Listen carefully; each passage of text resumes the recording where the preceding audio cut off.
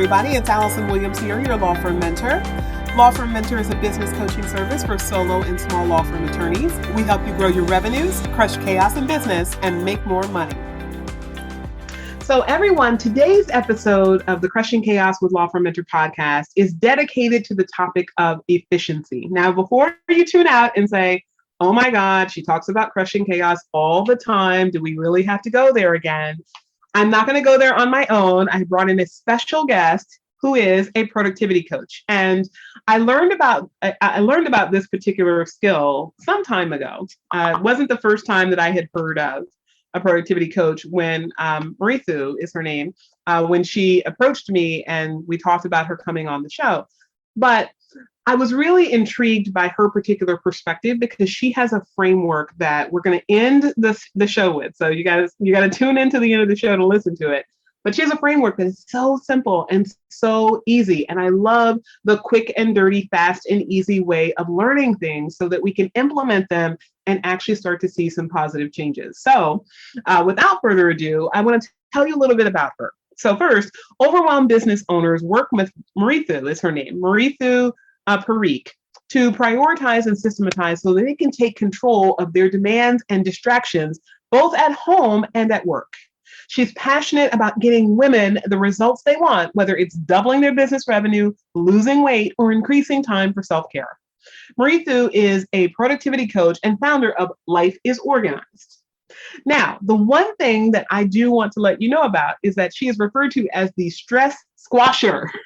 So I crush chaos, she squashes stress, and you're gonna see very quickly why she got that name and why it is so emblematic of the work that she does. I'm just really impressed with this particular guest because she very much lives in alignment with what I teach everyone all the time here at Law Firm Mentor about crushing chaos in law firms. So without further ado, I want to welcome Mridu Parikh to the show. Mridu Parikh, welcome to the Crushing Chaos with Law Firm Mentor podcast. Thank you for having me, Allison. So I'm always excited about podcast interviews, but today I'm like really excited because I feel like we're such a good fit here. Yes. And you are a productivity coach. And the first time I even heard what that was, my mind was blown because, here at Law Firm Mentor, we talk about systems and the value of efficiency in systems, but so many people struggle with that. And that's your area of expertise. So I first want to ask you, before we dive into the meat and potatoes of our topic today, what exactly does a productivity coach do and how do you help people? Oh, that I never get asked that. I love it. Yeah. So I'm a productivity coach for women small business owners, which essentially means I help entrepreneurs wake up with a plan every day. I help them get focused, systemize, find 1 to 3 hours every day that they didn't even know they had, and just be more present. So I actually have experience as a professional home organizer, which is how I started my business. And then I evolved to a productivity coach. So what's exciting for me is that with that experience, I help women be in control of their demands and their distractions, both at work and with their home lives. Because, as entrepreneurs, right, it's all integrated, there's no separation of it. So that's really fun and exciting to me that I'm like, you know what, not only can you organize or be productive with your finance or marketing, but you can also be organized and productive with your meal planning or your laundry systems. Yeah, absolutely. And, even though you direct your audience, who you work with are women small business owners, I do want to let everyone know that what you have to offer is so valuable. It will also be valuable for our male listeners as well. So we're going to dive right in. And the first thing I want to ask you is, what do you think holds women back from reaching their goals, even though they're working so hard? If you paint the picture of your day, right? We think about when you wake up in the morning, you have all these things on your mind, right? Everything from home, getting out in the morning, to then when you start your day, you're like, I'm doing the marketing and the finance, the billing and the training and the admin and all this stuff, right? And then of course, on that, you're being an attorney, you're like serving your clients. And you wake up and you take one look at your email typically, and everything is an emergency, right? There's always a crisis. And because you're good at your job, you're really conscientious, you're really ambitious, you're going to dive right in and you just start reacting, right? Isn't that like kind of how we do our day? It's like, we're just in there, even though we might have the best of intentions of, I need to work on A, B, C, now these emergencies are coming up and now we're just in this reactivity mode all the time. And so that keeps us in this state of I'm working all day long. I'm like working from morning to night. And how often though, do we end the day thinking, oh my gosh, like what did I even get done today? So I find like one of the biggest reasons that we do this, we fall into this trap and it's just like cyclical every day, is that we're relying on a superpower that most of us don't really have. And that superpower is willpower. And we basically rely on willpower. And willpower is finite, as you know, right? Willpower, it gets weaker through the day. And what I mean by that is if you are waking up or you're going through a day and you're thinking, I'm just going to think that I'm not going to react to these things, or I'm going to stay on track, or I'm going to stay focused, you're using all willpower instead of really, truly just kind of eliminating or avoiding those distractions. So like the analogy would be, if you're trying to lose some weight, if you put donuts right in front of you, you know, you're probably at some point in the day going to smell them, take a bite, and then nibble on them and eat them, right? If you just had them away from you, there's a good chance you're not going to touch them. So it's really similar with us when we're thinking of going through our day. So one really simple tactic it's an easy to do, simple to do, not always easy to do, but that we can get into practice right away is set, I call it your professional power hour, your first thing in the morning, like this non-negotiable time that you're like, before I jump into that email, because I know I'm going to get sucked in. I know I shouldn't rely on willpower. I know it's not going to work. Have that 1 hour that you're like 100%, don't turn on the email, turn off the phone, put it on do not disturb, walk away and like do that 1 hour of the thing that never seems to get done, which typically is like strategy or planning or billing, and work on that. And that becomes like a non-negotiable, right? And then when you do that, if all the rest of the day is like the nonsense, right? You fall into the distractions, you fall into everything else, it's kind of okay. Because every single day you're moving the needle on something that's really important to you, right? And that keeps you motivated and inspired for the next day. So that is what I think is why we really fall into it. We're relying on the willpower. And instead of that, let's just put it away for a little bit and like set some time. Does that make sense? That makes perfect sense. And you said so much there of value that I really want to dive in a little bit deeper. So the thing that you said that like really like popped out to me was this idea of not having the distractions come at you in the first place. And, it's such marketing genius. It's marketing genius. It's management genius. It's efficiency genius. Because one of the things I always tell people is that email is not an emergency. Like I very rarely, if somebody is like on the side of the road, they're bleeding, they need help, are they going to pull up their phone and email somebody, right? They're more likely to call. And we have so much control and power as small business owners to actually educate people on how we want communications to come to us and to set up separate emails for what types of issues and concerns are going to go into an inbox that doesn't have to be our inbox. But we don't ever see that. We think we have to be available to everyone. So we make ourselves available and then we make ourselves crazy. So, I mean, how do you even work with, if you were to deal with a small law firm owner and they were to say, I can't possibly unplug from my email, right? My clients need me too much. I must be available by email. How do you even get them to a place of realizing that they don't have to have that in their line of sight all day, every day to zap that energy and that efficiency? Yeah, I would say start small. So if I were to say, just turn off the email for 5 hours or turn off the email for half a day, no one's going to do it. We're all going to freak out, right? Any small business owner, especially in a law firm, right? There's so much, there's just so much you have to react to and deal with. So that's not going to happen. So instead say, well, can I just try 20 minutes? Can I try 30 minutes? I know you're a fan of the Pomodoro, like the 25 minutes, right? 25 minutes, that's it. And you're so right. We train people how we're going to react and how to treat us and how to whether they take advantage of our time or not. And so we can also retrain them as we're retraining ourselves, but you got to start small, right? We just like little sprints. No one's waking up in the morning, running a marathon. You're going a half mile, 1 mile. We're just training ourselves. And that's exactly what this is.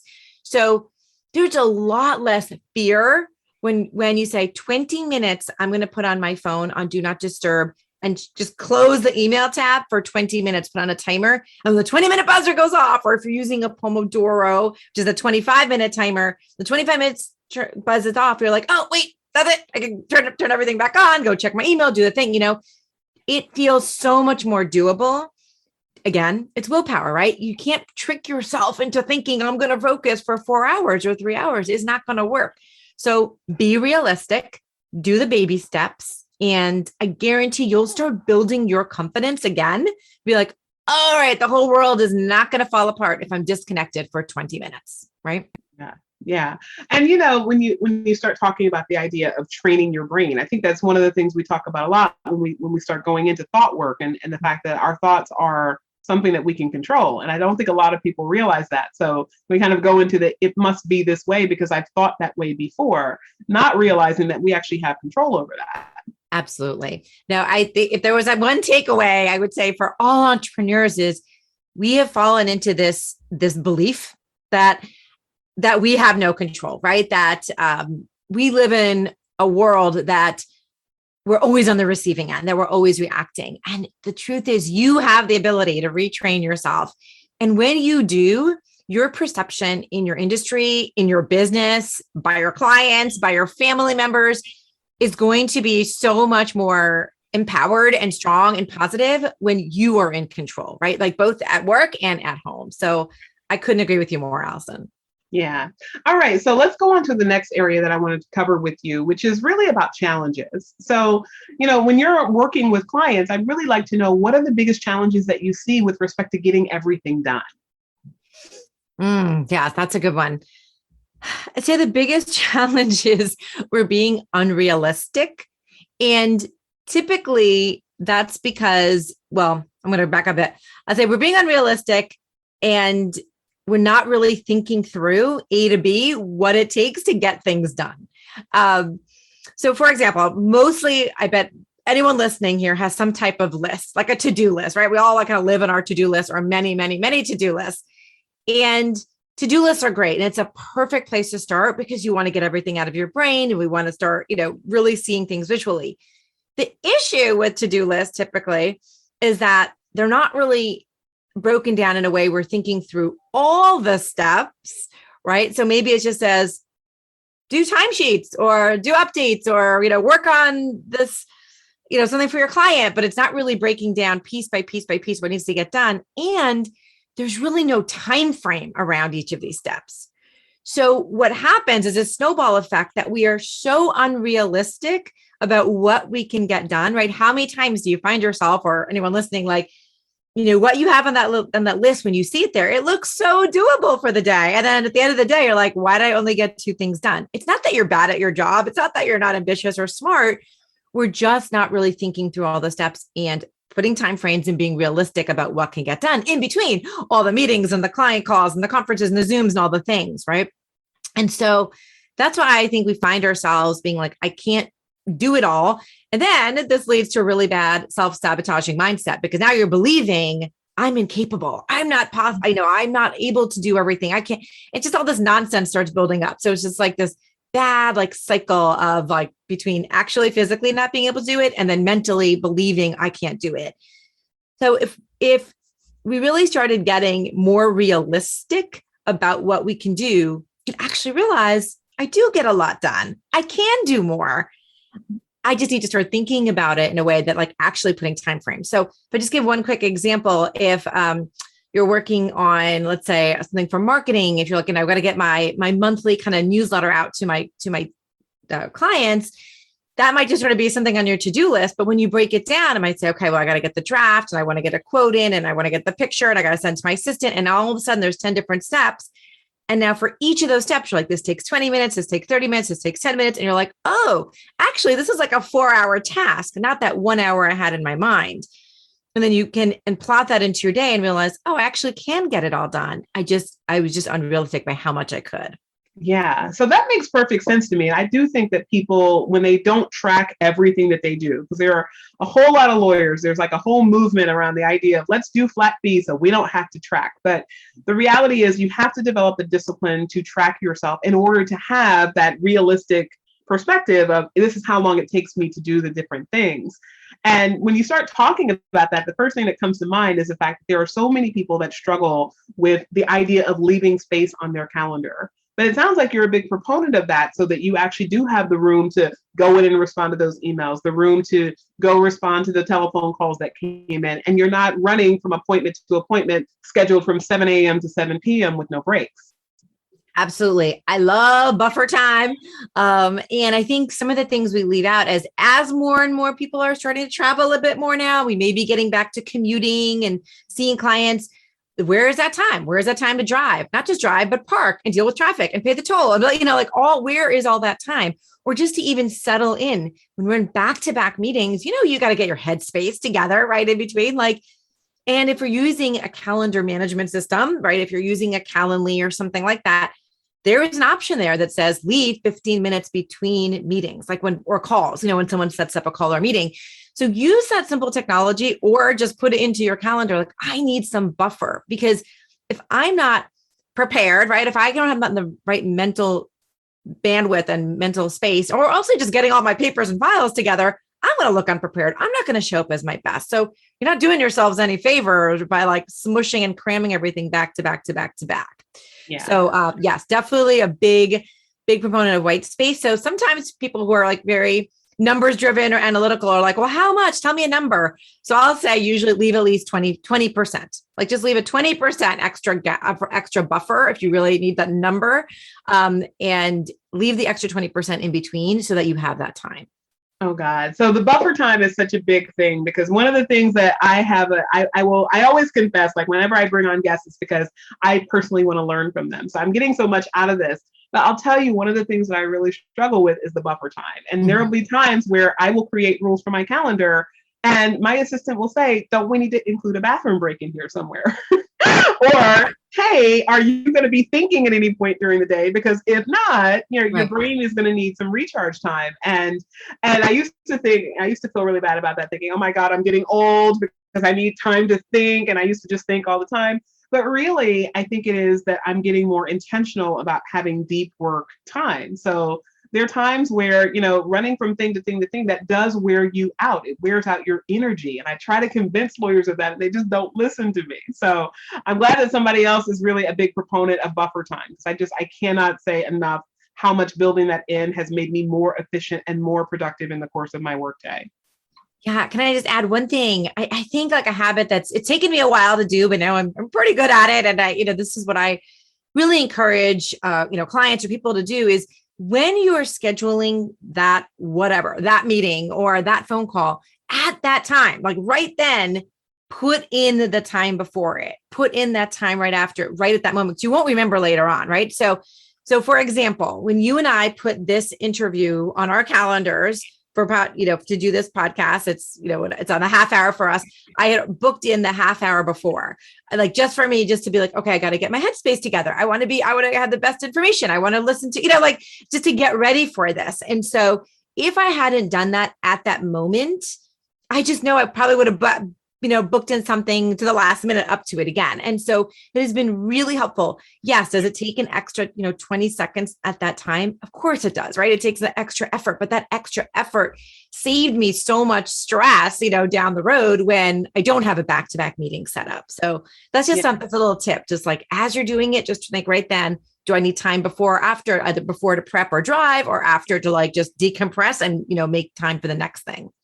Well, and I think that's a really important point too, because when you talk about saving yourself stress, I think what a lot of lawyers fall into the habit of is thinking that chronic stress is a natural part of this job. And I try to tell people all the time, I have a fully systematized law firm that does not cause me any stress at all. My days are oftentimes busy when I start to do things in both of the businesses, both the law firm and the coaching business, but the busyness is not stressful. The busyness is exciting and it's enlivening and it fills me up, right? It's the things that make me happy with my life.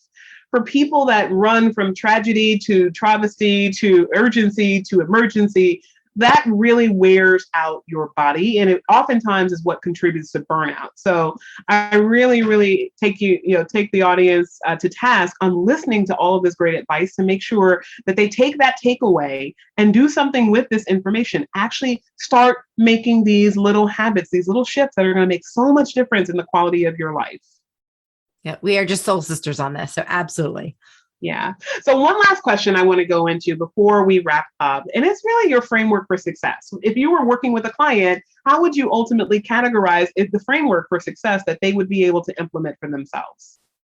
Yes, I wish I could say there was one thing, right? If everyone's like, well, what's one thing I can do, to be more productive or lower my stress or be more in control? And I think it's kind of funny because if as entrepreneurs, we would never say there's one thing to be successful, right? So I will say, I wish I could say that, but you and I both know that's not the truth. But I do think there are four pieces that really integrate for anything that you're trying to accomplish, whether again, it's in the home front or in your business. And it's this four-step framework. And the first thing is getting really clear on your goal. And that can apply to like, what do I want to get done today? Or what do I want to get done this week? Or what's most meaningful and for me to accomplish this month, whatever, however you want to look at it. But even if you're looking at a daily basis, you're like, I need to get really clear on that before I start my day.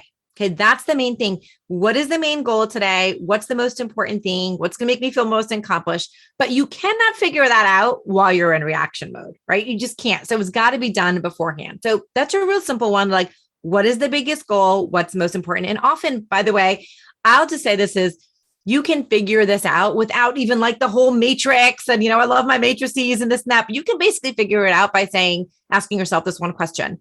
When my head hits the pillow tonight, what's going to make me feel most accomplished? Like what will make me feel the best if I got this thing done, and fill in the blank. And that's what you're going to know to do.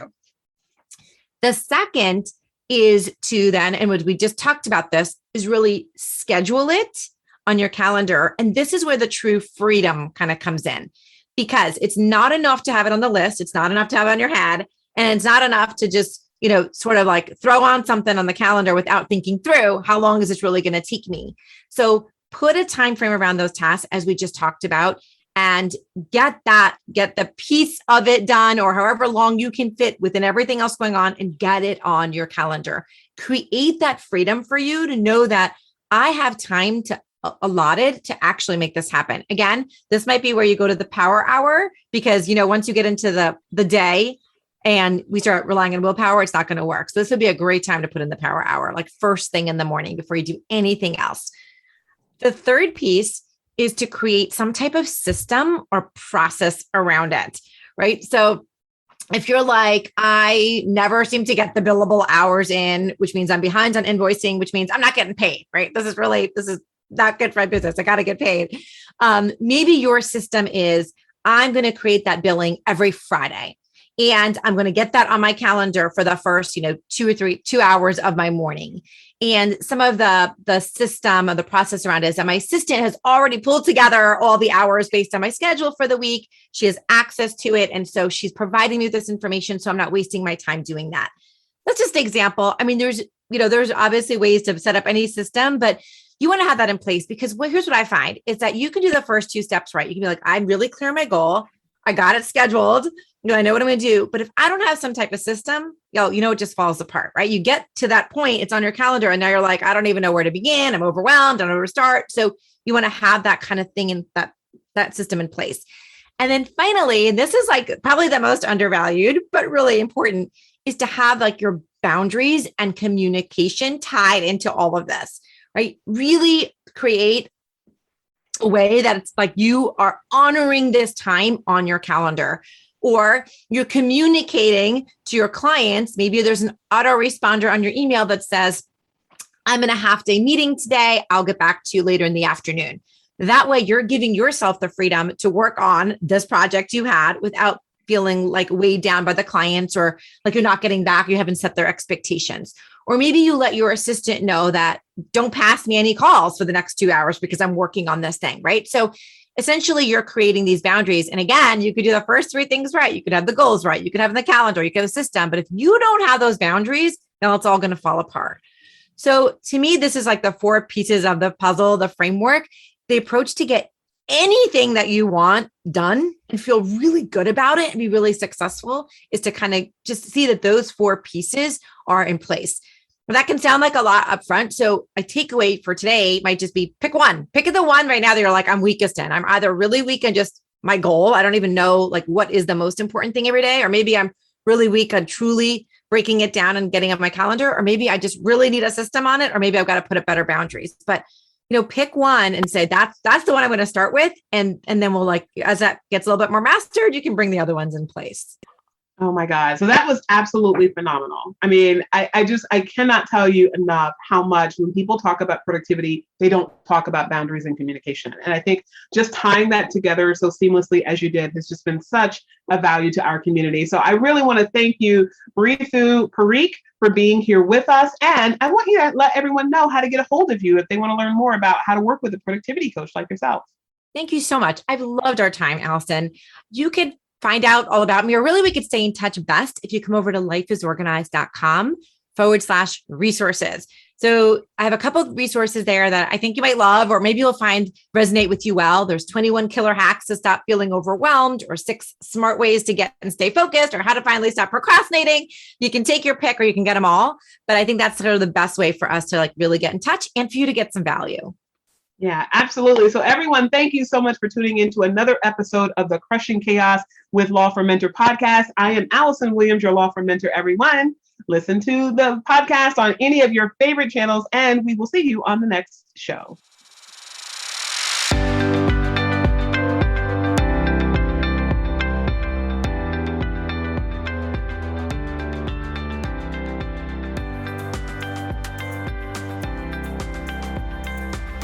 Thank you for tuning in to the Crushing Chaos with Law Firm Mentor podcast. To learn more about today's guest and take advantage of the resources mentioned, check out our show notes. And if you own a solo or small law firm and are looking for guidance, advice, or simply support on your journey to create a law firm that runs without you, join us in the Law Firm Mentor Movement free Facebook group. There, you can access our free trainings on improving collections in law firms, meeting billable hours, and join the movement of thousands of law firm owners across the country who want to crush chaos in their law firms and make more money. I'm Allison Williams, your Law Firm Mentor. Have a great day.